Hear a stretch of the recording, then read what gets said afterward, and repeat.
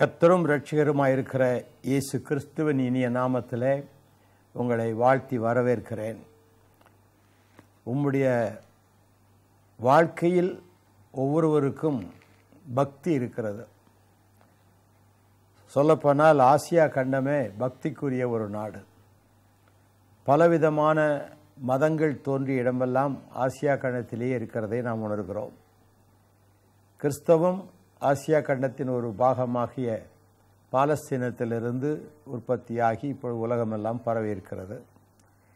இஸ்லாம் அரபு நாடுகளிலிருந்து, அதுவும் ஆசியா கண்டத்தின் ஒரு பாகமே. இப்படி அநேக ஆசியா கண்டத்தின் பாகங்களிலிருந்து தான் பக்தி மார்க்கம் உலகமெல்லாம் பரவி இருக்கிறது. அவரவர்களுக்கு ஒவ்வொரு விதமான பக்தி இருக்கிறது. ஆனால் பக்தி முக்தி அல்ல. பக்தி என்பது முக்தி அடைவதற்கு ஒரு முதலாவது படிக்கல் என்றே சொல்லலாம். முக்தி இல்லாமல் சித்தி பெற முடியாது. முக்தி என்றால் கிறிஸ்தவ நிலையிலே ரட்சிப்பு என்று சொல்லுகிறோம். மோட்சகதி, அதான் முக்தி. சித்தி என்றால் இறைவனோடு சங்கமம் ஆவது, அதான் சித்தி. இப்போ பக்தி, முக்தி, சித்தி என்ற நிலையிலே பக்தி மார்க்கங்கள் தோன்றிய இந்திய கண்டத்திலே எத்தனையோ விதமான மதங்களையும் அந்த மதத்தை சார்ந்த கடவுள்களையும் பார்க்கிறோம். ஒவ்வொருவரும் தாங்கள் நினைக்கின்ற அல்லது வணங்குகின்ற கடவுள்தான் சிறந்தவர் என்று சொல்வது அவரவர்கள் நம்பிக்கை வைத்திருக்கிற அந்த அளவுக்கு அவர்கள் சொல்வதை நாம் மறுக்க முடியாது. ஆனால் கடவுள் ஒருவரா பலரா என்ற ஒரு கேள்வியும் கூடவே எழும்புகிறது. இப்போ ஹீனோத்திசம் என்று சொல்லக்கூடிய ஒரு ஃபிலாசபி இருக்கிறது. God one in many and many in one அப்படின்ற. கடவுள் ஒருத்தர் தான் அநேகராக வெளிப்பட்டிருக்கிறார், அநேக கடவுளெல்லாம் ஒரு கடவுளில் தான் அடங்கிறது அப்படின்னு சொல்லுவாங்க. அதே சமயத்தில் பாலித்தீசம்னு ஒன்று இருக்குது, அநேக கடவுள்கள் உண்டு. அதுதான் இந்திய நாட்டில் 33 கோடி தேவர்கள் என்று சொல்லுவாங்க, பெருமையாக சொல்லிக் கொள்வார்கள். கடவுள் தன்னை வெளிப்படுத்தும் போது ஒரு குறிப்பிட்ட மதத்தை உண்டாக்க வேண்டுமென்றோ அல்லது மத தலைவராகவோ வரவில்லை. கடவுள் என்பவருக்கு இந்த மாதிரி ஜாதி மத இன பேதம் ஒன்று கிடையாது. ஆனால் பல கடவுள்கள் எப்படி தோன்றினார்கள், அதான் ரொம்ப முக்கியம். இப்போ இந்தியாவில் கிறிஸ்து இயேசு பிறப்பதற்கு முன்பதாக சுமார் கிமு 1 அல்லது 2 நூறாண்டுகளுக்குள்ளாக என்று வைத்துக்கொள்வோம், ரிக்வேதம், அதிலிருந்து பிரித்தெடுக்கப்பட்ட அசுர்வேதம், ரிக்வேதத்திலிருந்து கவிதை தொகையில் இருக்கிறதால் எழுதப்பட்ட சாமவேதம், இந்த ரிக் அசுர் சாமம் ஆகிய 3ம் ரிக்வேதத்திலிருந்து பிறந்தவை. ஆனால் அநேக ஆண்டுகளுக்கு பிற்பதாக எழுதப்பட்ட அதர்வண வேதமும் 4வது வேதமாக சேர்க்கப்பட்டது. இந்த 4 வேதங்களிலும் இன்றைக்கு வணங்கப்படுகிற எந்த கடவுள்களின் பெயரும் இல்லை என்பது கவனிக்கப்படத்தக்கது. ஆனால் அதில் இல்லாத தெய்வங்கள் ஏன் நம்ம வணங்கணும்? இதான் என்னுடைய வாழ்க்கையில் நான் ரிக்வேதம் படித்த போது, இந்த ரிக்வேதத்தில் இப்போ இருக்கிற தெய்வம் பேர் ஒன்று கூட இல்லையே, ஏன் இதெல்லாம் வணங்கணும் அப்படின்னு ஒரு கேள்வி கேட்டதுனால தான் ஆசிரமத்தை விட்டு வெளியேற வேண்டிய நிலை எனக்கு ஏற்பட்டது. அநேக மக்கள் அவதாரத்தை நம்புகிறார்கள். பலவிதமான கடவுள்கள் அவதாரங்களாக வந்ததாக நம்புகிறார்கள். பைபிளில் இருந்து ஒரு வசனத்தை உங்களுக்கு நான் சுட்டிக்காட்ட விரும்புகிறேன். 1 தீமோத்தேயுவின் புத்தகம் 3ஆம் அதிகாரம் 16ஆம் வாக்கியம் சொல்கிறது, தேவ பக்திக்குரிய இரகசியமானது யாவரும் ஒப்புக்கொள்கிறபடியே மகா மேன்மையுள்ளது. தேவன் மாம்சத்திலே வெளிப்பட்டார். காட் ரிவீல்டு இன் ஃப்ளஷ், ஆங்கிலத்தில் ரொம்ப அழகாக சொல்வார், வெளிப்பட்டார், மாம்சத்தில் வெளிப்பட்டார். அப்போ அவர் அவதாரமாக வந்தாரா அப்படின்ட்டு ஒரு கேள்வி. அவதாரம் என்று நம்ம சொல்லும்போது அவதார் என்பது தான் வார்த்தை. தமிழிலே இம் என்ற தொகுதியை சேர்த்து அவதாரம் அப்படின்னு சொல்கிறோம். கிரஹ் என்றால் வீடு, கிரகம்னு தமிழில் சொல்லுவோம். அது சமஸ்கிருதம் கலந்த தமிழ். அநேக இடத்துல அம் அல்லது அன் என்ற ஆண்பால் ஒருமைப்பாட்டு விகுதியை சேர்த்து சொல்வது. இப்போது இன்கார்னேஷன் என்ற ஒரு ஆங்கில வார்த்தை இருக்குது. இன்கார்னேஷன் என்பது இன்கார்னேஷியோ அப்படிங்கிற ஒரு இட்டாலிக் வேர்டில் இருந்து தான் அந்த இன்கார்னேஷன் என்பதை எடுத்திருக்கிறாங்க. அதாவது ஊன் உடம்பு எடுத்தல், தமிழில் சொல்லணுமான இறைவன் ஊன் உடம்பு எடுத்தல் இன்கார்னேஷன். அவதார் என்று சொன்னால் ஏதோ ஒரு ஆமையாக வந்தார், இல்லை மீனாக வந்தார், அப்படி சொல்கிறது அவதாரம். அதல்ல. அவ என்றால் கீழே, தார் என்றால் இறங்குதல், கீழே இறங்குதல். அவதார் என்று சொன்னால் கீழே இறங்குதல். அப்போ யார் கீழே இறங்க முடியும்னா மேலே இருக்கிறவர் தான் கீழே இறங்க முடியும். அப்போ மேலே இருக்கிற ஒருவர் இந்த உலகத்துக்குள் வருகிறார். மேலேன்னு சொல்லும்போது நம்ம கடவுள்னு சொன்னோன்னா வானத்தை தான் பார்க்குறோம். மேலே கடவுள் இருக்கிறார். அப்போது கீழே இருக்கிறவர்கள் மேலே நோக்கி பார்க்கிறார்கள். சில சமயத்தில் சிலர் கதறி அழும்போது ஆண்டவான்னு சொல்லி மேலே தான் பார்க்குறாங்க. யாரும் கீழே குனிஞ்சிக்கிட்டு கதை ஆண்டவன் மேலே இருக்கிறார் நம்பி. பைபிளில் கூட ஒரு இடத்துல சொல்லியிருக்கு, தேவன் வானத்தில் இருக்கிறார், நீ பூமியில் இருக்கிறாய், அதனால் உன் வாயின் வார்த்தைகள் சுருக்கமாக இருக்கட்டும், உன் நடையை காத்துக்கொள் எல்லாம் சொல்கிறார். அதுபோல் தேவன் பரலோகத்தில் இருக்கிறார். அதனால தான் அவரை பரமேஸ்வரன் சொல்கிறோம். இப்போ பரமேஸ்வரன் என்று சொல்கிறதுனால அது இந்து தெய்வம்னு யாரும் நினைக்கக்கூடாது. ஏன்னா கடவுளுக்கு மதங்கள் இல்லை. கடவுள் என்பவர் மத சார்பற்றவர். அவர் சர்க்குணர். சிலர் நிர்குணர்னு சொல்லுவாங்க, ஆனால் அவர் சர்க்குணர். அந்த சர்க்குணத்தில் பலவிதமான குணங்கள் உண்டு. அதில் ஒன்று அன்பு. அன்பு என்பது சிறந்த ஒரு குணம். அந்த அன்பு அதிகமானபடியினாலே பாவலோகத்தில் வாழ்கிற மனிதன் நரகத்துக்கு போகக்கூடாது என்ற நோக்கத்திற்காக தேவன் உலகத்தில் வர வேண்டியது அவசியம்.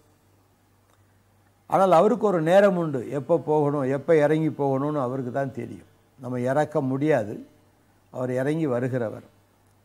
இப்போ புராணங்களில் புராண கதைகள்லாம் பார்த்தீங்கன்னாக்க இலக்கணத்துக்கு ஒத்தபடி அவைகள் எழுதப்படவில்லை. அறியாமையினாலே கதைகளாக எழுதிவிட்டார்கள். கதைகளில் வடிவமாக வந்தது தான் புராணா என்று சொன்னால் கதைகள். இப்போ அகஸ்தியர் என்று சொல்லக்கூடியவர் சொல்கிறாரு, தேடுவாய் புலத்தியனே நன்றாய் கேளு, தீக்கிடங்கை தேடாதே தெளிவாய் சொன்னேன், பாடுவார் புராணம் 18 பாரதமும் கட்டப்பா பரியாசங்கள், நாடதனில் பிராமணர்கள் பிழைக்கச் செய்த நவகிரக கட்டப்பா நம்ப வேண்டாம், ஓடுவாய் அருள்பாத பூசை செய்து உத்தமனை கண்ணீரால் கழுவுவாயே அப்படின்னு பாடியிருக்கிறார். இப்போ பாடின அகஸ்தியர் கிறிஸ்தவர் இல்லை, அவர் ஒரு சைவ சித்தர். அவருடைய வாயால் எழுதப்பட்ட அந்த பாடலை சொல்லும்போது பிராமணர்கள் பிழைப்பதற்காக கட்டுக்கதைகளை கட்டி எழுதிவிட்டார்கள், அதெல்லாம் நம்பாதே என்று தான் சொல்கிறார். ஆகவே சத்தியத்தை பொய்யாக மாற்றி கட்டுக்கதைகளாக்கி ஜனங்களுக்குள் ஒரு பயத்தை ஏற்படுத்தி, கடவுள் பெயரால் பயத்தை ஏற்படுத்தி அவர்கள் பிழைக்க செய்த ஒரு காரியம்.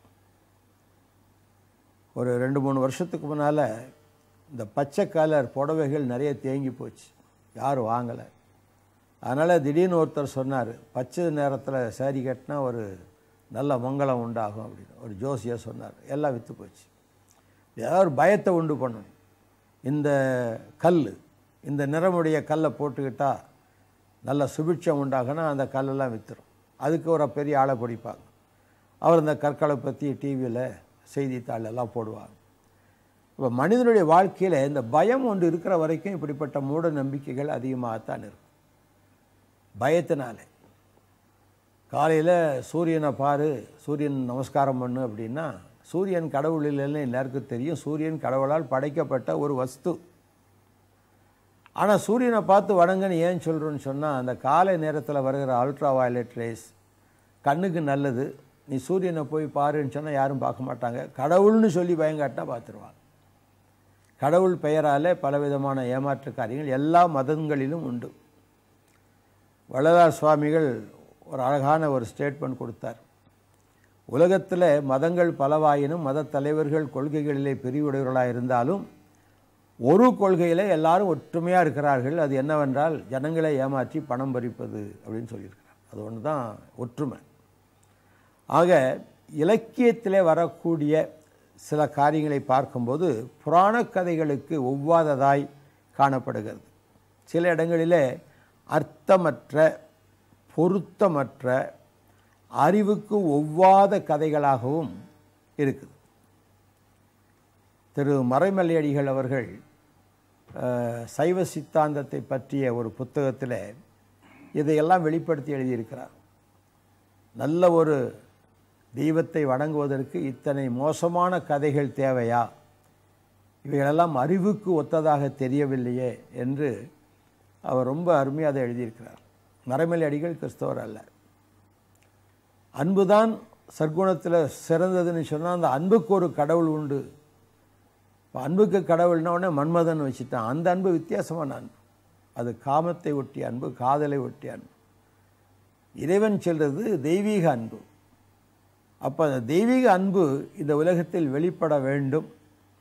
அப்போ நம்ம மனிதன், நமக்கு ஒரு சரீரம் உண்டு, ஆவி உண்டு, ஆத்மா உண்டு. இப்போ இறைவன் வேறு நிலையில் வந்தால் அவரை தைரியமாக போய் பார்க்க முடியாது, அணுக முடியாது. ரோட்டில் போகும்போது 4 தலையோட ஒரு ஆள் வந்தால் பக்கத்தில் போய் ரசிப்போமா அல்லது ஓடுவோமா பார்த்து பயந்துட்டு எண்ணி பாருங்க.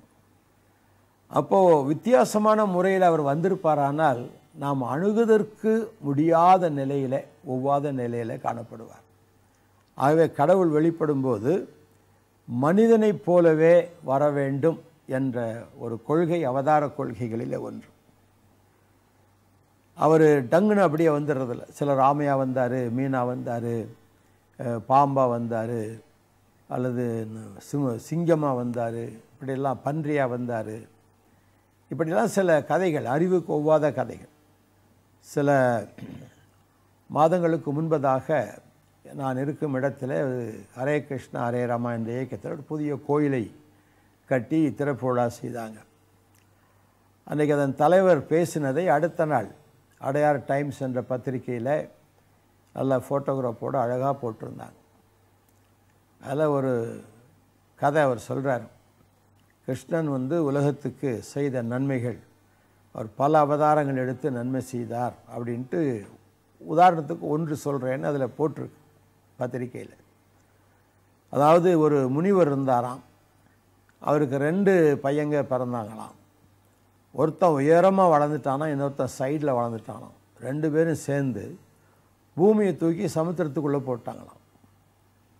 உடனே தேவர்கள்லாம் ஓடி போய் கிருஷ்ணன் இடத்துல இப்படி பூமி தண்ணிக்குள்ளே போட்டாங்க, அதில் உள்ள ஜனங்கள்லாம் அழிஞ்சிடுவாங்க, நீங்கள் காப்பாற்றணும் அப்படின்னு கேட்டுக்கிட்டாங்க. உடனே கிருஷ்ணன் அப்படியே கொஞ்ச நேரம் சிந்தனையில் இருந்தாராம். அப்படியே மூக்கிலிருந்து ஒரு துவாரத்தின் வழியாக ஒரு சின்ன பன்றிக்குட்டி வந்ததாம். அது வெளியில் வந்த உடனே பூதாகரமாக மாறி பெருசாக மலை மாதிரி ஆயிடுச்சான். அப்படியே வானத்து உச்சிக்கு பறந்து போனதான். 2 ரெக்கை, பெரிய ரெக்கையில் பறந்து போச்சு தான். மேலே போய் துவீர்னு தண்ணியில் விழுந்ததான் சமுத்திரத்தில். அந்த தண்ணி ஸ்ப்ளாஷ் ஆன உடனே பூமி அடியில் இருக்கிறத பார்த்து அவர் அந்த பன்றி ரூபத்தில் இருந்த உள்ளே போய் அந்த வாயில் 2 முள் மாதிரி இருக்கும், கொம்பு மாதிரி, அதில் அப்படியே தூக்கிட்டு கொண்டு வந்துட்டாராம். இவ்விதமாக கிருஷ்ணன் பூமிக்கு நன்மை செய்தார் அப்படின்ட்டு அதில் லெக்சர் பண்ணியிருக்கார். அதை போட்டிருக்காங்க. ஒரு பன்றி வானத்துக்கு பறந்து போகிற மாதிரி ரெக்கையெல்லாம் போட்டுலாம் வச்சுருக்காங்க. இது அடுத்த நாள் பேப்பரில் போட்டு உங்கள் ஃபோன் நம்பர்லாம் கொடுத்துருந்தாங்க. நான் அவங்கள கூப்பிட்டு ஐயா, இந்த மாதிரி புராண கதைகளை ஆராய்ந்து கொண்டிருக்கிறேன். திராவிட கழகத்துக்காரங்கெல்லாம், நாஸ்திகர்களெல்லாம் புராண கதையெல்லாம் பொய்ன்னு சொல்கிறாங்க. அதை நம்ம உண்மைன்னு சொல்கிறதுக்கு என்ன செய்யணும்? எனக்கு சில விளக்கங்கள்லாம் வேண்டியது இருக்குது. நீங்கள் நேற்று ஒரு புராணத்தை பற்றி சொன்னீங்க, வராகாவதாரத்தை பற்றி சொன்னீங்க, அதை தெரிஞ்சுக்கணும் அப்படின்னு. அவர் சொன்னார், நான் அவருடைய அசிஸ்டண்ட்கிட்ட சொல்லுங்க, என்னென்ன சந்தேகம் சொல்லுங்கன்னார். அது சொன்ன, பூமியில் தானே சமுத்திரம் இருக்குது, அப்புறம் பூமியை தூக்கி எப்படி சமுத்திரத்தில் போட முடியும்? ஓ, நீங்கள் அப்படி யோசிக்கிறீங்களா? அது குருநாதர் அவர்கிட்ட தான் கேட்கணும். அப்புறம் நான் திருப்பி கேட்டேன், இந்த பூமியை சமுத்திரத்துக்குள்ளே போட்டாச்சுன்றீங்க, அதை எடுத்துகிட்டு வர்றதுக்கு கடவுளாக வரக்கூடாதா, அது மனுஷனாக வரக்கூடாதா, ஒரு பன்றியாக தான் வரணுமா, வேறு எந்த ஒரு அவதாரம் எடுக்கக்கூடாதா அப்படின்னு. அவர் கொஞ்சம் குழம்பிட்டு, நீங்கள் என்ன செய்கிறீங்கன்னு கேட்டார். நாங்கள் உங்ககிட்ட பேசிக்கிட்டு இருக்கேன் அப்படின்னு. இல்லை என்ன வேலை செய்ய அவதாரங்களை பற்றி. சரி, அப்போ நாளைக்கு நீங்கள் கூப்பிடுங்க, குரு இருப்பார், கேட்டு சொல்கிறேன். என்ன ஒரு சந்தேகம், என்னன்னு கேட்டார். இப்போது பசுவெல்லாம் வணங்குறீங்களே, இந்த பன்றியும் கிருஷ்ணனுடைய அவதாரம் தானே சொல்கிறீங்க, இப்போ பன்றிக்கு பூஜை பண்ணி வணங்கினா என்ன அப்படின்னு மற்றவங்க கேட்குறாங்க, நான் என்ன சொல்லட்டும் அப்படின்னு கேட்டேன். நீங்கள் நாளைக்கு பேசிக்கோங்க அப்படின்னு ஃபோனை வச்சுட்டார். அதுக்கப்புறம் அடுத்த நாள் நான் ஃபோனில் கூப்பிட்டேன், என்னுடைய நம்பர் தெரிஞ்சவனையே வச்சுட்டாங்க, ஆள் இல்லைன்ட்டாங்க. இது நடந்த ஒரு சம்பவம். நான் ஏன் சொல்கிறேன்னா, அவதாரங்களை நம்புவதை பற்றி எனக்கு எந்த விதமான ஒரு இல்லை. அவதாரங்கள் இல்லை, அவதாரம். அவதார் அப்படின்னா ஒரே அது சிங்குலர், பன்மையில் அல்ல. நம்ம நினச்சதெல்லாம் அவதாரம்னு சொல்லிட முடியாது. ஆகினால்தான் இலக்கணத்திற்கும் சிந்தனைக்கும் அறிவுக்கும் ஒத்ததாக இருப்பது தான் அவதாரம். இப்போது மாசு மறுவற்ற பிறப்பு அவதாரத்துக்கு முதல் தன்மை, மாசு மறுவற்ற பிறப்பு. அப்போ இந்த தன்மையின்படி உலகத்தில் யாருமே பிறந்ததில்லை. எல்லாம் ஒரு மனுஷனுக்கும் ஒரு மனுஷிக்கும் பிறக்கிற அத்தனை பேரும் இந்த ஜென்ம பாவத்துக்குள்ளே அகப்பட்டிருக்கிறார். இருள் சேர் இருவினை என்று வள்ளுவர் குறிப்பிடுகிறார். இருள் சேருகின்ற ரெண்டு வினை, ஒன்று பிறப்பினால் உண்டாகும் வினை, மற்றொன்று செயலினால் உண்டாகும் வினை. பிறக்கும்போதே நான் பாவியாய் பிறக்கிறேன். பாபோகம் பாபக்கண்மோகம் பாபாத்மா பாவசம்பவா என்பது பிராத்த ஸ்நான மந்திரத்தில் முதல் பகுதி. நான் பாவத்தில் பிறந்தேன், பாவத்தை செய்கிறேன், பாவத்தில் நிலைத்திருக்கிறேன், ஆகவே நான் பாவி. இதுதானுடைய பொருள். அப்போ பிறக்கிறச்சியே எனக்குள்ளே எப்படி பாவம் வரும் அப்படின்னா, நம்ம பழமொழிகளில் சர்வசாதாரணமாக எல்லாருக்கும் தெரியும். தாயை போல பிள்ளை நூலை போல சேலை, அப்பனுக்கு பிள்ளை தப்பாமல் பிறக்கிறான்னு சொல்லுவோம். அப்போ குணங்கள் எங்கிருந்து வருதுன்னா, தகப்பனிடத்திலிருந்து தாயினத்திலிருந்து தான் நமக்கு வரும். ஒரு வீட்டில் ஒரு பிள்ளை ரொம்ப கோபமாக பெரிய ரவுடித்தனம் பண்ணிகிட்ருக்குன்னு வைங்க. அப்போ பக்கத்துலேருந்து கேட்குறாங்க, ஏன் இந்த பிள்ளை இப்படி இருக்குது அப்படின்னா, உடனே மாமியார் சொல்வா, பெற்று வச்சிருக்கிறா பார் அவ மாதிரியே என்று சொல்வா. சில இடத்துல என்னுடைய வீட்டில் கூட என்னுடைய மனைவி என்கிட்ட சில சமயம் சொல்லுவாங்க, எங்கள் பிள்ளைங்கள்லாம் நல்லா அருமையாக கீழ்ப்படிதலாக இருக்கும்போது என் பிள்ளைங்களை பாருங்கோ அப்படிம்பாங்க. அதே பிள்ளைங்க கொஞ்சம் குறும்பு பண்ணி சேட்டை பண்ணி தொல்லை கொடுத்ததுன்னு அவங்க பிள்ளைய கொஞ்சம் கவனிங்கம்பாங்க. அப்போது கெட்டது செஞ்சால் என் பிள்ளையான், நல்லது செஞ்சால் அவங்க பிள்ளையான். அப்போ இந்த குணங்கள் எங்கேருந்து வருது? தகப்பனிடத்திலிருந்து தாயினிடத்திலிருந்து எனக்கு ஒரு குணம் வருதுன்னா, அவங்க தகப்பன் கடைசியில் ஒரு தகப்பன், யாருக்கும் பிறக்காத ஒரு தகப்பன் ஒரு தாய். தானாக வந்திருக்க முடியாது, கடவுள் தான் உண்டாக்கியிருக்கணும். அப்படி அவர் உண்டாக்கினால் பாவத்தில் அவங்கள உண்டாக்கியிருக்க மாட்டார். ஆகவே பாவம் அவனுக்குள் நுழைந்த ஒரு வரலாற்றையும் நாம் பார்க்க வேண்டும். ஏன் கடவுள் அவதாரமாக வரணும்னு சொன்னால், தன்னுடைய சாயலிலே தன்னை போன்ற குணத்தில், தன் உருவத்தில், தன் சுவாசத்தை பெற்றவனாக ஒரு மனிதனை ஆண்டவர் படைத்தார். அவனோ தேவனுடைய மகிமையை இழந்தவனாக பாவத்துக்குள் அகப்பட்டு நரகத்தை நோக்கி அவன் ஆன்மா போய் கொண்டிருக்கும் வேளையில், இத்தனை மக்களும் நரகத்தில் அழியக்கூடாது என்று தேவன் தன்னுடைய அன்பினாலே உலகத்துக்கு வரும். அன்பினால் யாக்கையேற்ற ஐயனே போற்றி என்று கல்யாண சுந்தரனார் சொல்கிறார். அன்பினால் யாக்கையேற்ற ஐயனே போற்றி. அப்போ உடலை அவர் எடுத்து வந்ததுக்கு அடையாளமே அன்பு. அந்த அன்பினால்தான் இறைவன் மனிதனாக பிறக்கணும். அவதாரம் என்று சொன்னால் எதை மாற்று உருவத்திலேயே அல்லது டங்குன்னு மாற்ற மாதிரி அவதாரம் வர்றதில்லை. மக்கள் ஏன் இதெல்லாம் நம்புகிறாங்கன்னா, சினிமாக்கள் அந்த மாதிரி காட்சிகளை காட்டுறாங்க, மூட நம்பிக்கைக்குரிய காட்சிகளை காட்டுறாங்க. அதை பார்த்து நிஜமாக இப்படித்தான் இருக்கும் அப்படின்னு ஜனங்கள் நம்புகிறாங்க. தெளிவு இல்லை. இப்போ அவதார கோட்பாடில் முதலாவது மாசு மறுவற்ற பிறப்பு. பிறப்பு வேற, படைத்தல் வேற. இப்போ நீங்கள் முதல் மனிதனாகி ஆதாமை பார்த்தால், அவன் படைக்கப்பட்டவன், இறைவனுடைய கரத்தினாலே படைக்கப்பட்டவன். ஆனால் அவதாரம் படைக்கப்படக்கூடாது, அவதாரம் பிறக்க வேண்டும். அப்போது பைபிளில் இதை குறித்து பவுல் அப்போஸ்தலன் எழுதும்போது முதலாவது ஆதாம், இரண்டாவது ஆதாம் என்று பிரித்து சொல்கிறார். முதலாவது ஆதாம் முதல் மனிதன் ஆகிய ஆதாம். இரண்டாவது ஆதாம் இயேசு கிறிஸ்து, இரண்டாவது மனிதனாகிய இயேசு கிறிஸ்து, இது இரண்டாவது ஆதாம்னு சொல்கிறார். இதில் உள்ள சில குறிப்புகளை பார்த்தால், முதல் ஆதாம் படைக்கப்பட்டவன், இறைவனால் படைக்கப்பட்டவன். இரண்டாவது ஆதாமாகிய இயேசு கிறிஸ்து பிறந்தவர். அப்போ பிறக்கணும்னா மாசு மறுவற்ற பிறப்பாக இருக்க வேண்டும் என்பது வேத கோட்பாடு. மாசு மறு இருக்கக்கூடாது. மாசு இல்லாத மணி என்றவரை குறித்து பூர்வகாலத்து பக்தரெல்லாம் சொல்லுவாங்க, மாசிலாமணியே அப்படின்னு சொல்லுவாங்க. அப்போ மாசு இல்லாத ஒரு மணியாக உலகத்தில் அவர் பிறக்க வேண்டுமானால், ஒரு ஆணுக்கும் பெண்ணுக்கும் பிறந்தால் நிச்சயமாக அது மாசு உள்ள ஒரு பிறப்பாக இருக்கும். ஆகினால்தான் குமாரி கர்ப்ப சம்பவ என்று ரிக்வேதத்தில் எழுதப்பட்டபடி திருமணம் ஆகாத கற்பு குலையாத ஒரு கன்னிகையினிடத்தில் இறைவன் பிறக்க வேண்டும். அதான் குமாரி கர்ப்ப சம்பவ. சூத்திர நாமாவளியில் ஓம் ஸ்ரீ கன்னிசுத்தாய நமக என்று அர்ச்சனை செய்கிறாங்க. கன்னியின் வயிற்றில் பிறந்த பரிசுத்தம் உள்ள தேவன்.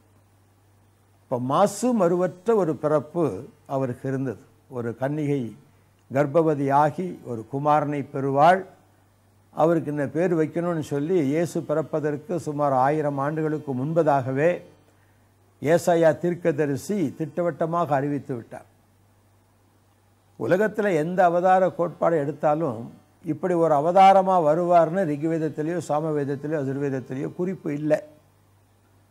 இவைகளெல்லாம் நாம பிற்காலத்திலே எடுத்துக்கொண்ட கதைகள், கட்டிவிட்ட கதைகள். ஆக படைக்கப்பட்டவன் இரண்டாவது ஆதாம் பிறந்தவர். இன்னொன்று பாருங்க, பாவம் இல்லாத உலகத்தில் முதல் ஆதாம் படைக்கப்பட்டார். ஆனால் இயேசு கிறிஸ்துவோ பாவம் நிறைந்த உலகத்தில் பிறந்தார். முதல் ஆதாம் பாவம் இல்லாத உலகத்தில் பாவி ஆயிட்டார். ஆனால் இரண்டாவது ஆதாமோ பாவமுள்ள உலகத்தில் பிறந்து பாவத்தை அழிப்பதற்கு தன்னை பலியாக ஒப்பு கொடுத்தார். முதல் மனிதன் செத்து போனான். இரண்டாவது மனிதனாகிய ஆதாமோ மரித்து உயிர் தெழுந்தவர். ஆகினாலே படைக்கப்பட்டவனுக்கும் உலகத்தில் பிறந்த அவதாரத்திற்கும் வித்தியாசம் உண்டு. ஆகவேதான் மனிதன் தெய்வ அம்சம் உடையவன், அம்சாவதாரம் என்று கூட சொல்வாங்க. ஒரு மனிதன் மட்டுமல்ல, சிலருக்கு மட்டும் அந்த அம்சாவதாரம் இருக்கதா நினைக்கக்கூடாது. உலகத்தில் இருக்கிற எல்லா மனிதர்களுக்கும் அந்த அம்சாவதாரம் உண்டு. என்ன அம்சம்? கடவுளுடைய அம்சம் அப்படியே இருக்கு. கடவுளுடைய தன்மைகள் அவனுக்குள்ள இருக்கு. ஆனால் இவன் அந்த கடவுளுடைய தன்மைகளை பெற்ற மனிதன் கடவுளை மறந்த நிலையிலே தனக்கு விருப்பமான சில கடவுள்களை, தன்னுடைய குணங்களுக்கேற்ற கடவுளை படைத்து கொண்டு, கடவுளே அப்படி இருந்தால் நாமே அப்படி இருக்கக்கூடாது என்று தன்னை மறைத்து கொண்டு பாவம் செய்வதிலே ஒரு உணர்வில்லாதபடி இருக்கும்படிக்குத்தான் இந்த பல அவதார கோட்பாடுகளை நாம் பார்க்கிறோம். இழந்த சாயலை பெற்று தருவதற்காக தேவன் மனுஷனாக உலகத்தில் வந்தார். இழந்து போனதை பெற்றுக் கொடுப்பதற்காக நான் உலகத்தில் வந்தேன் என்று சொன்னார். எதை மனுஷன் இழந்தான்? தெய்வாம்சத்தை இழந்து விட்டான். தெய்வாம்சத்தை இழந்துவிட்டு வெறும் மண்ணால் ஆக்கப்பட்ட மனிதனாக இருக்கிறான். அதான் மண் அன் மனிதன். அப்போ மனிதன் தன்னுடைய நிலையில இறைவனை அறிகின்ற அறிவு வரும்போது அந்த ஆன்மா, செத்து கிடந்த ஆத்மா ஒரு உயிர் மீட்சி அடைகிறது. ஐம்புல வேடரின் அயர்ந்தனை வளர்ந்தன தம்முதல் குருவமாய் தவத்தினில் உணர்த்த விட்டு அந்நியம் இன்மையில் அரண்கடல் செலுமே என்பது சைவ சித்தாந்தத்தில் மெய்கண்டார் எழுதிய சிவஞான போதத்தில் உள்ள 8ஆம் சூத்திரம். ஒரு மனிதனுக்கு முதுகெலும்பு எவ்வளோ முக்கியமோ அவ்வளவு முக்கியம் அந்த சைவ சித்தாந்தத்துக்கு இந்த சூத்திரம். ஐம்புல வேடரின் வளர்ந்து அயர்ந்தனை, நெய்வாய் கண்மூக்கு செவி என்ற 5 புலன்களுக்குள் ஆத்மா வளர்ந்து அயர்ந்தனை செத்து கிடக்கிறது அல்லது உணர்வற்று கிடக்கிறது. தம்முதல் குருவும், எல்லாவற்றுக்கும் மூல காரணனாகிய குருநாதன் தவத்தினில் உணர்த்த, தவக்கோலத்திலே உணர்த்துகிறார். சில இடங்களிலே தாய்மார்கள் தன்னுடைய பிள்ளையை பார்த்து சொல்வாங்க, அடே மகனே, உன்னை தவமிருந்து பெத்தம்பா, ஏண்டா இப்படி செய்கிற என்று கேட்பாங்க. இப்போ தவமிருந்து பெற்றேன் என்று சொல்லும்போது அந்த அம்மா ஏதோ காட்டில் போய் 2 வருஷம் 3 வருஷம் உட்காந்து தவம் பண்ணிட்டு வந்து பெற்றாங்கன்னு அர்த்தம் இல்லை. தவம் என்பது ஜீவனை கொடுப்பது, தன்னுடைய ஜீவனையே கொடுப்பது, சாப்பிடாமல் கொள்ளாமல் கடந்து அப்படியே செத்து போகிறது தவக்கோலம். அப்போ இந்த தவக்கோலத்திலே உணர்த்துகிறார். ஒரு தாய் தன்னுடைய மகன்கிட்ட உன்னை பெத்தனே, சவமிருந்து பெத்தனே. அப்போ தவம் என்பது ஜீவனை கொடுப்பது. தாய்மார்கள் குழந்தை பெறுவதற்கு பெயரே பிற சவம் அப்படின்னு தான் வச்சுருக்காங்க. ஒரு குழந்தை பிறக்கும்போது தாய் சவமாக வேண்டியவள், உயிர் போகிற வலி. அதுவும் முதல் விசை பிள்ளை பெறுவர்களுக்கு முகமெல்லாம் வெளுத்து அவள் கைகளை முறுக்கி தலைக்கு மேலே தூக்கி ஐயோன்னு அலறுவாளாம் அப்படின்ட்டு பைபிளில் போட்டிருக்கு. அப்போ அந்த பிரசவ வேதனை எப்படிப்பட்ட வேதனையாக இருக்கும். அந்த இரத்தத்தை சிந்தி குழி குளிச்சேன் அப்படிம்பாங்க. குழிக்குள்ளே இறங்கிட்டு வந்ததா புதைக்கிறதுக்கு குழி வெட்டி உள்ளே இறக்குவாங்க. குழி குளிச்சேன்னு சொன்னால் நான் ஒரு தடவை செத்து படைச்சிட்டு வந்திருக்கேன்.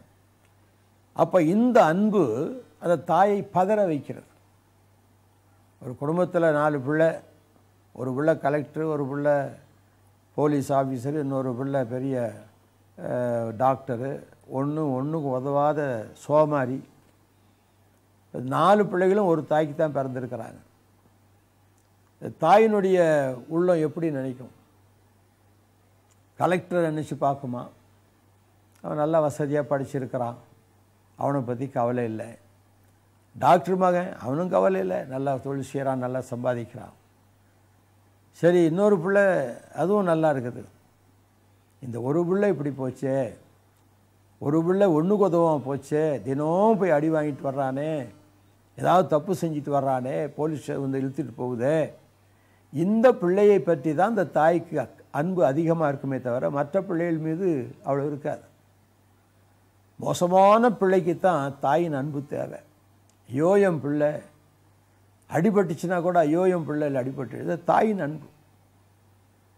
ஒரு அம்மாவுக்கு ஒரு பிள்ளை கல்யாணம் பண்ணி வச்சா. அப்போ அந்த மனைவி கேட்டாலாம் அவங்ககிட்ட, என் மேலே உங்களுக்கு அன்பு அதிகமாக உங்கள் அம்மா மேலே அன்பு அதிகமா அப்படின்னா. நீ என்ன நினைக்கிறேன்னா, உங்களுக்கு உங்கள் அம்மா மேலே தான் அன்பு அதிகம் அப்படின்னா. இவன் சொன்னால், இல்லை இல்லை, அம்மா எப்போதும் என்னை பெற்று வளர்த்தலேருந்து அன்பாக தான் இருக்கிறா, ஆனால் நீ தான் எனக்கு ரொம்ப அன்பானவ, மனைவி இல்லையா அப்படின்னு சொன்னானா. அதை உன்னால் நிரூபிக்க முடியுமா அப்படின்னு மனைவி கேட்டாலாம். சரி, நான் நிரூபிக்கிறேன், சொல்லு. நான் உங்கள் அம்மாட்ட போய் அவங்க இருதயத்தை வெட்டி தர சொல்லு, அதை என்கிட்ட கொண்டாந்து காட்டுன்னு சொன்னாலாம். இவன் போய் அம்மாக்கிட்ட சொன்னான், அம்மா இந்த மாதிரி என் மனைவி உங்கள் இருதயத்தை கேட்குறா அப்படின்னோடனே அந்த அம்மா உடனே கத்தி எடுத்து கீழ்ப்பக்கமாக வயிற்று அறுத்து கையை விட்டு அதை பிடுங்கி கொடுத்துட்டாளாம். இது உண்மையானு கேட்காதீங்க, இது கதையாக சொல்கிறேன். அவன் அதை கையில் எடுத்துக்கிட்டு அது இருதயம் துடிச்சிக்கிட்டு இருக்குது. கொஞ்ச நேரம் வேகமாக போனான் மனைவிட்ட காட்டுறதுக்கு. போகும்போது கல் தட்டி கீழே விழுந்துட்டான். கையில் இருந்த இருதயம் கீழே விழுந்துருச்சு.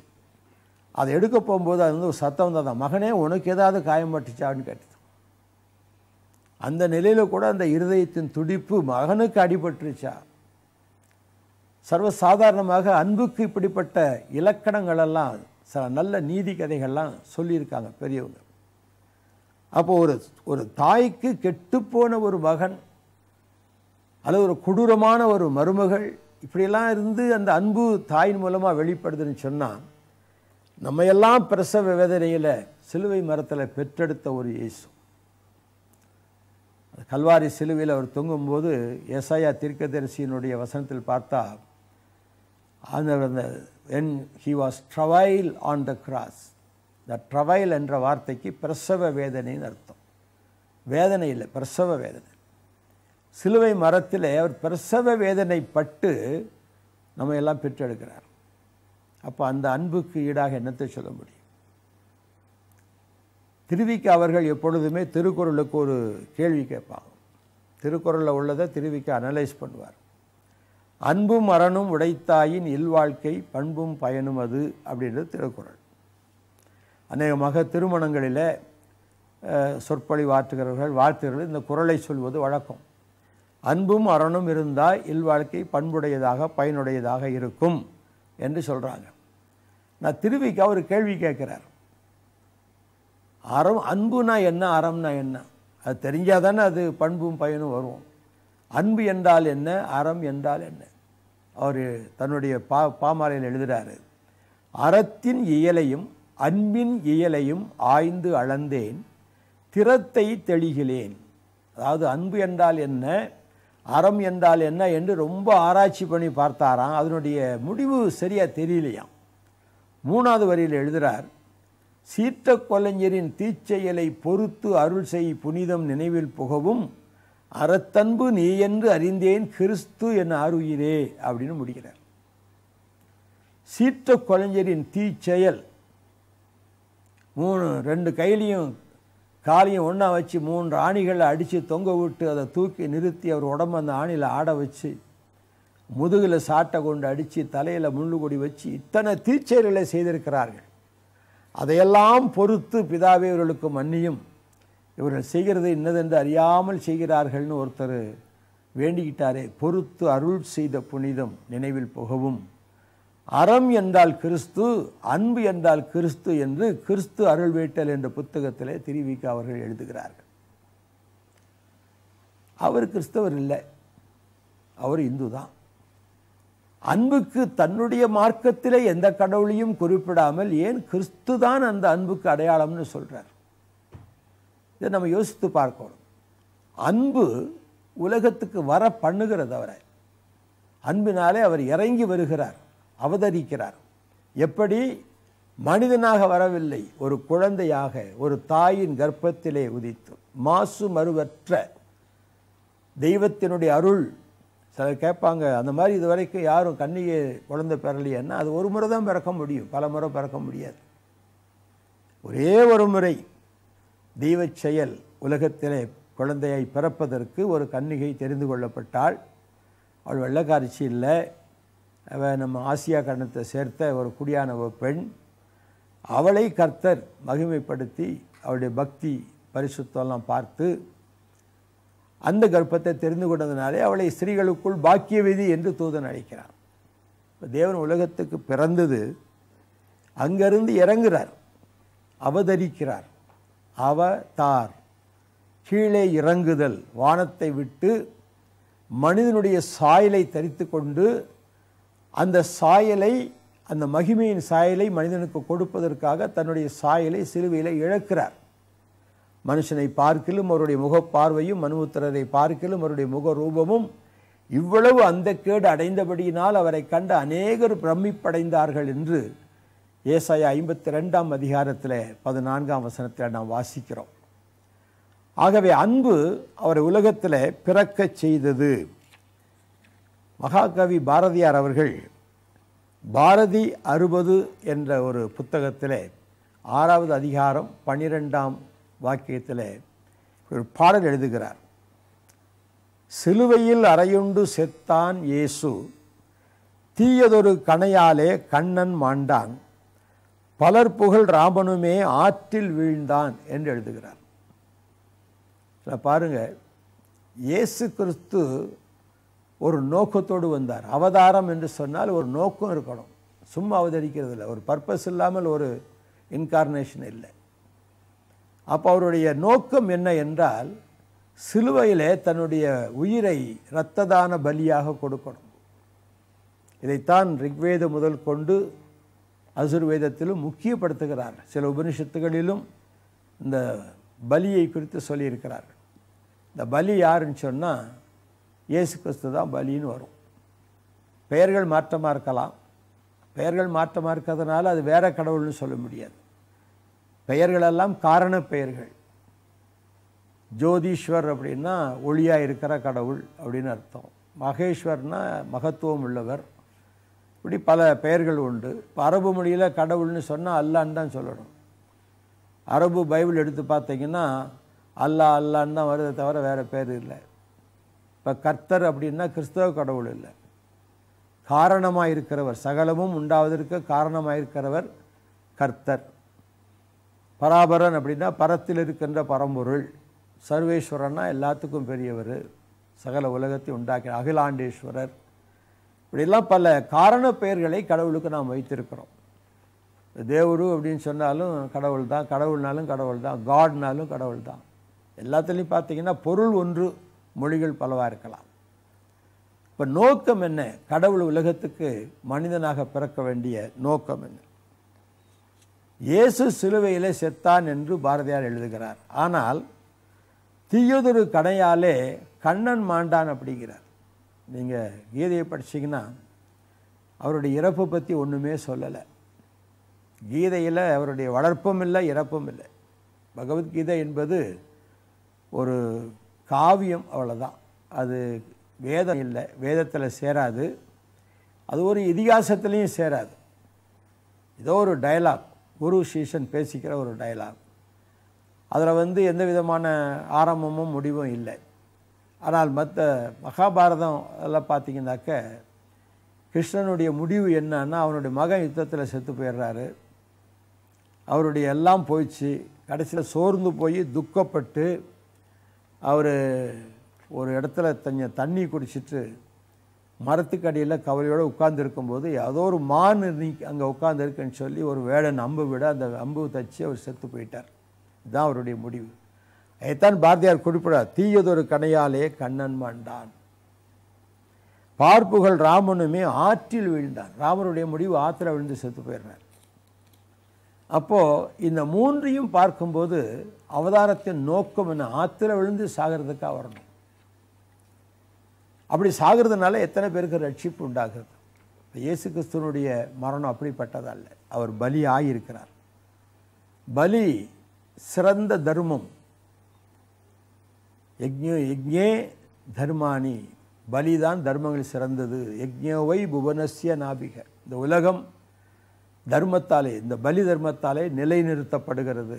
யஜ்ஞோத் அவதி தஸ்ய சாயா கரியதே, இப்பொழுது செய்யப்படுகிற மிருக பலிகளெல்லாம் இறைவனுடைய பலிக்கு நிழல் போன்றவைகள்.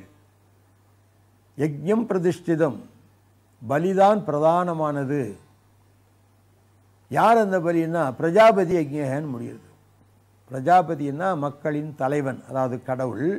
அந்த பலி அப்படின்றார். அப்போ இந்த பலியினாலே அவர் உலகத்திற்கு வந்த நோக்கமே பலியாகணும்னு வந்தார். மனுஷகுமாரன் உலகத்தை காப்பாற்றுவதற்காக, பாவிகளை ரட்சிப்பதற்காக ஒரு உடம்பெடுத்து வந்த நோக்கம் அங்கே தெரிகிறது. அதாவது தூய உடம்பினன் ஆதல். ஏன் தூய உடம்பு அவருக்கு வேணும்னு சொன்னால், ஒரு பாவ உடம்பை பலியிடுறதுனால இந்த பாவ ரத்தம் பாவத்தை போக்காது. ஆடுகளோ கோழிகளோ மிருகங்களோ ஒரு நரபலியோ கொடுத்தா கூட அந்த பாவம் போகாது. இதுக்கும் அநேக இடங்களில் நரபலியை செலுத்துகிறது. பேப்பரில் நியூஸ்லலாம் நம்ம பார்க்குறோம். பிள்ளையை பலி கொடுத்த சாமியார் கைது அப்படின்லாம் பார்க்குறோம். அதே மாதிரி செத்துப்போன பிணத்தை தின்கிற சாமியார்கள்னு சொல்லி அதையும் காட்டுறாங்க, செய்தித்தாள வருது. இவையெல்லாம் உண்மையான பலிகள் அல்ல, தன்னை அர்ப்பணிக்கின்ற ஒரு தெய்வம், அதுதான் தெய்வம்.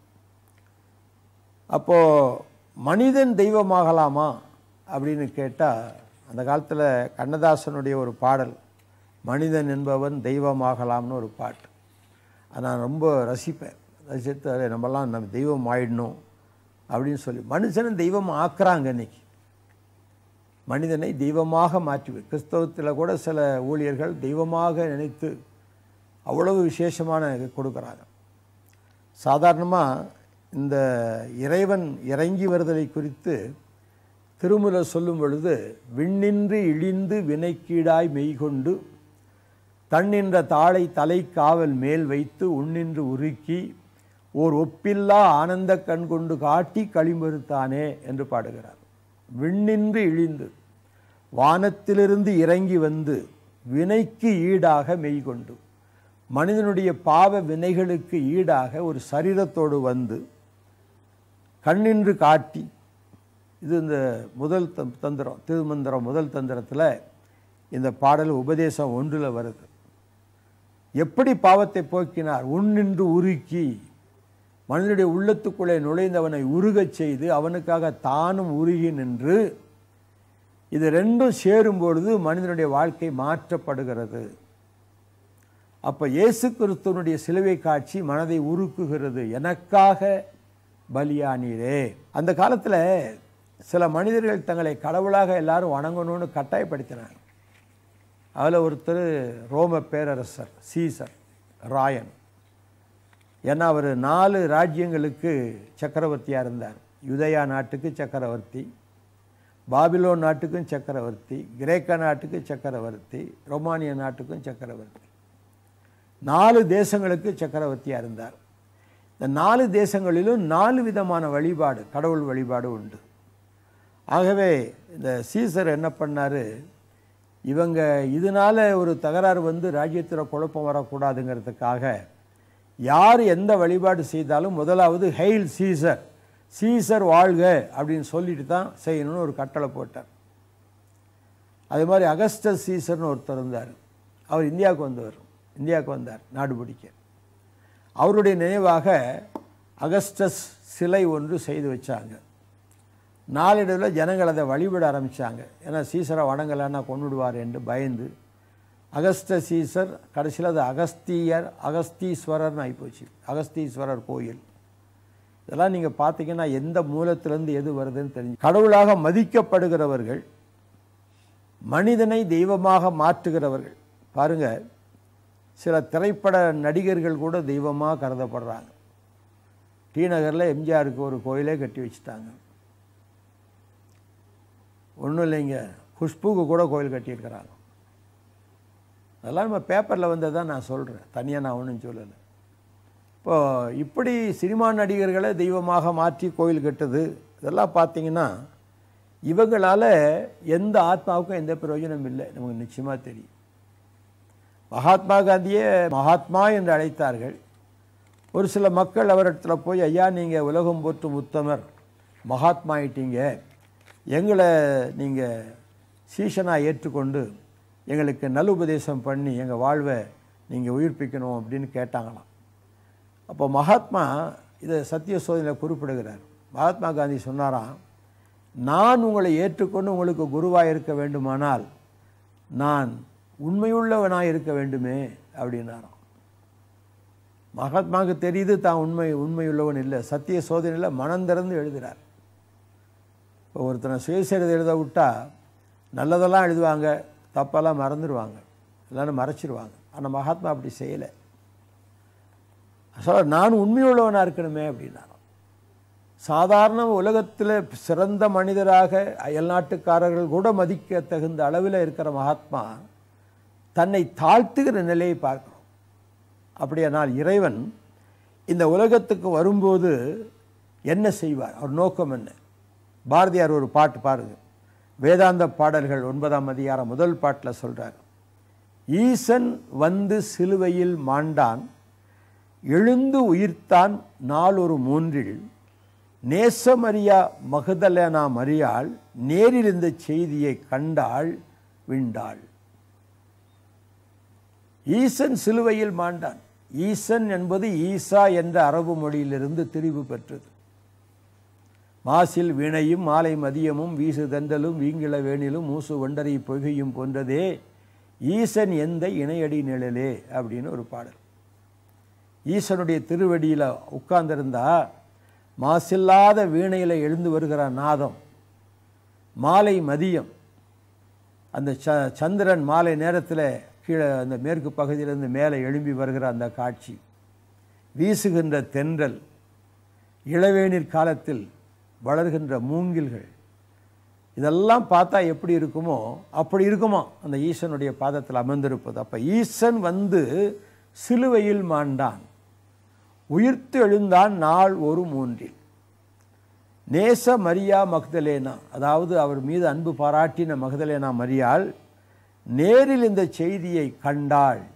நேரில் பார்த்து கண்டதோடு மட்டுமல்ல, விண்டாள், மற்றவர்களுக்கு அறிவித்தாள் என்று சொல்கிறார். இப்போ ஒரு மனிதன் என்று சொன்னால் அவன் நிச்சயமாக மண்ணுக்கு திரும்பணும். மண்ணிலிருந்து வந்தவன் மண்ணுக்கு திரும்பணும். அப்போ விண்ணிலிருந்து வந்தவர் விண்ணுக்கு தானே திரும்பணும். இப்போ அவதார கோட்பாடுகளில் எந்த அவதாரமும் வந்துட்டு திருப்பி விண்ணுக்கு போனதாக இல்லை. அது வந்து செத்து போச்சு, அப்படி போச்சு, இப்படி போச்சுன்னு தான் சொல்கிறார். ஆனால் இயேசு அப்படி அல்ல. அவர் மனிதனாக வந்ததினாலே மனிதனைப் போல சிலுவையிலே பலியாக்கப்பட்டார், செத்து போனார். ஆனால் செத்துப்போன தெய்வமாக அல்ல, தான் எங்கிருந்து வந்தாரோ அந்த இடத்துக்கு திரும்பி சென்றார். அது அவதார கோட்பாடுகளில் ஒரு காரியம். அவதார் என்று சொன்னால் மேலிருந்து கீழே இறங்கி வந்தது போல சும்மா கீழேருந்து மேலே போகணும். அப்போ தான் அது அவதார். வந்துட்டு அப்படியே ஒன்றும் இல்லாமல் போச்சுன்னு அப்புறப்பட்டா விட்டுறது இல்லை. அப்போ விண்ணிலிருந்து வந்தவர் மனிதனைப் போல மரித்து மறுபடியும் அந்த விண்ணுக்கு திரும்பி செல்கிறதுனாலே அவரை அவதாரம் என்று நிச்சயமாக சொல்லலாம். இந்த மாதிரியான ஒரு அவதாரத்தை வேற எங்கேயும் நீங்கள் பார்க்கவும் முடியாது.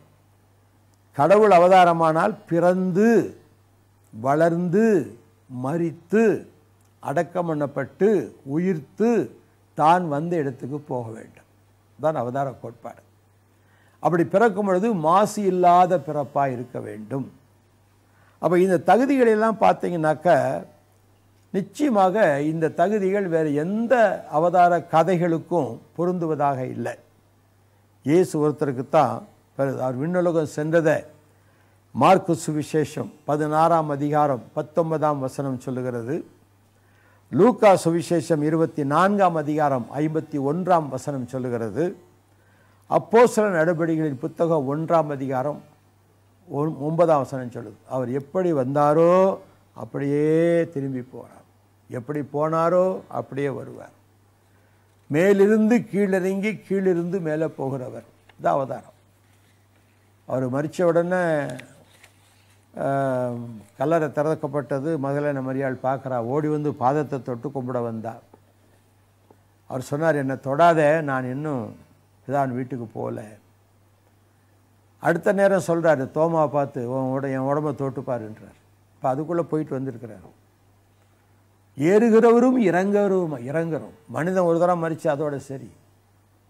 ஆனால் இயேசு கிறிஸ்துவுக்குள்ள ஒருவன் மரித்தால், அவர்கள் விசுவாசம் வைத்து அவரை ஏற்றுக்கொண்டு மரித்தால், அவன் மரித்தாலும் பிழைப்பான். அவர் இருக்கிற வண்ணமாகவே நாம் அவரை தரிசிப்பதினால் என்று சொல்லுவதனால அவர் எப்படி மண்ணில் பிறந்து விண்ணுக்கு சென்றார், விண்ணிலிருந்து வந்து மண்ணில் பிறந்து மீண்டும் போனாரோ, நாம் கூட மண்ணில் பிறந்தோம். ஆனால் இங்கிருந்து வேறு இடத்துக்கு போகாமல் அவர் இருக்கிற இடத்துக்கு போக போகிறோம். அவரோடு கூட என்னென்னைக்கு இருக்க போகிறோம். இப்போ சைவ சித்தாந்தத்தில் பார்த்தீங்கன்னா இயல்பாகவே பாவங்களில் இருந்து நீங்குகிற தன்மை. இயல்பாகவே நம்ம இயல்பாக இல்லை, நம்ம பலவிதமான துன்பங்களின் மத்தியிலே ஒரு இரட்சகனை தேடி அந்த பாவங்களிலிருந்து நீங்க பெறுகிறோம். ஆனால் இயேசு கிறிஸ்து உலகத்தில் வரும்போது இயல்பாகவே பாவங்களிலிருந்து நீங்கப்பட்டவர். அவரிடத்தில் எவ்வளவேனும் பாவம் இல்லை. அவர் பாவம் செய்யாதவர், பாவம் அறியாதவர், பாவம் இல்லாதவர் என்று பைபிள் சொல்லுகிறது. மற்ற அவதாரங்களை பாருங்கள், எத்தனையோ பாவங்களை செய்த மாதிரி தான் காமிக்கிறாங்க.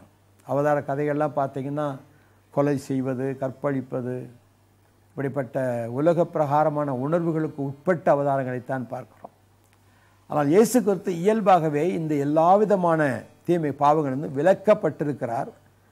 அதனாலே அவர் தூய உடம்பினர், பரிசுத்த தெய்வம். உலகத்தில் தெய்வம் என்றால் பரிசுத்தனாக இருக்கணும். நான் பரிசுத்தராக இருக்கிறது போல நீங்களும் பரிசுத்தராய் இருங்கள். இதைத்தான் பகவத்கீதையில் திவ்ய ஜென்மான்னு சொல்லுவாங்க. திவ்ய ஜென்மான்னா அவ்வளவு ஒப்பேற்பட்ட கர்மங்களுக்கெல்லாம் அப்பாற்பட்ட, தீவினைகளுக்கு அப்பாற்பட்ட தெய்வீக நிலையில் உள்ள ஒரு ஜென்மம் எடுத்து வருகிறவர். அது இயேசு கிறிஸ்து புராணம் இல்லை. சில பேர் நினைக்கிறாங்க இயேசு கிறிஸ்து கிறிஸ்தவங்களுக்காக உலகத்தில் சிலுவையில் சேர்த்தார். இயேசு கிறிஸ்து சிலுவையில் மரிக்கும்போது கிறிஸ்தவனே கிடையாது. இயேசு கிறிஸ்து உயிர்த்தெழுந்து பரலோகம் சென்று தூய ஆவியானவரை அனுப்பின பிற்பாடு அப்போஸ்தலரால் அவர் பிரசங்கிக்கப்பட்டு அவரை ஏற்றுக்கொண்டவங்கள தான் கிறிஸ்தவர்கள்னு 1ஆம் நூற்றாண்டு 53ஆம் ஆண்டில் சீஷர்களுக்கு கிறிஸ்தவர்கள் என்று பெயர் உண்டாயிற்றுன்னு பைபிளில் சொல்லியிருக்கு. கிறிஸ்தவங்களுக்கு அவர் சிலுவையில் மரிக்கலை, பாவிகளுக்காக சிலுவையில் மரித்தார். நீங்கள் ஒரு பாவின்னு உணர்ந்தீங்கன்னா உங்களுக்கு தேவை இயேசு கிறிஸ்து. ஏதோ போகிறதுக்கு ஒரு கோயிலுக்கு கும்பிட்றதுக்கு ஒரு சாமின்னு இருக்கக்கூடாது. மனிதனுக்கு தேவை ஒரு இரட்சகன். ஒரு கடலில் விழுந்தவன் ஒரு துரும்ப கூட பிடிச்சிட்டு வருவான்னு சொல்கிறோம். தேவை ரட்சிப்பு, அதுதான் முக்கியம். அதுக்கு யாரால் முடியும்னு சொன்னால், எனக்காக என்னை போல இந்த உலகத்தில் இந்த பாவ மாம்ச சாயலை உதித்து அதை எனக்காக பலியாக்கி நான் மீண்டும் அவரிடம் செல்லத்தகுந்ததாக என்னுடைய எல்லா விதமான நிலைகளிலிருந்து மாறுபட்டு முற்றிலும் மாற்றப்பட்ட ஒரு நிலையிலே பாவம் அறியாத அவரை தேவன் நமக்காக பாவம் ஆக்கினது. ஏதோ அவதாரம்னா அப்படி காட்சி அளிச்சிட்டு மறைஞ்சிடுறது இல்லை. அவதாரம் என்று சொன்னால் அந்த ஆண்டவன் மனிதனைப் போல பிறந்து வளர்ந்து மரித்து உயிர்த்து நம்மை அதன் மூலமாக ரட்சித்து தன்னோடு சேர்த்து கொள்கிறதா அவதாரம்.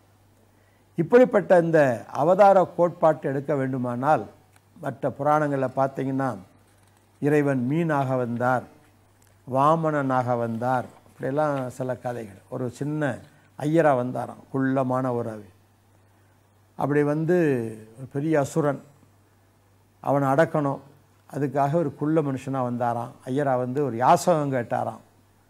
சொன்னால் என்ன வேணும் கேள் அப்படின்னா பெருமையாக அந்த அசுரம் கேட்டு 3 அடி நிலம் வேணும் அப்படின்னாராம். அவன் சிரிச்சானா, 3 அடிக்கு போய் என்ன போய் சரி எடுத்துக்கொண்டாராம். உடனே அவர் விஸ்வரூபமாகி முதல் அடியில் அண்ட சராசரங்களையும் கடந்துட்டாராம். 2வது அடியில் பூமியெல்லாம் அளந்துட்டாராம். 3வது அடியில் நான் எங்கே வைப்பேன், எனக்கு எங்கே இடம்னு கேட்டாராம். சரி என் தலைமையில் வையுங்க அப்படின்னாராம். தலைமையில் வச்சு அப்படியே பூமிக்குள்ளே அமுக்கிட்டாராம். இப்படியாக அந்த அசுரனை கொன்றார் அப்படின்னு அதுக்கு வாமனாவதாரம். இது அறிவுக்கும் ஆன்மீகத்திற்கும் வேதங்களுக்கும் ஒத்துக்கொள்ளக்கூடிய தன்மையில் இல்லை. ஆனால் இயேசு கிறிஸ்துவினுடைய வாழ்க்கை வரலாற்றை கவனிப்பாய் பார்க்கிறார். காய்மகாரம் இல்லாதபடி ஏதோ ஒரு வெள்ளைக்கார தெய்வம் அல்ல. அவர் இங்கிலீஷ் பேசினதே இல்லை. அவர் அமெரிக்காவிலேயோ இங்கிலாந்துலேயோ ஐரோப்பாவிலோ பிறக்கலை. ஆசிய நாட்டில் பிறந்தார். ஆசிய மொழியை தான் பேசினார். உணவெல்லாம் நம்ம ஆசிய உணவு. பைபிளை நீங்கள் படித்து பாருங்கள். பணியாரம், அப்பம், அதிரசம்,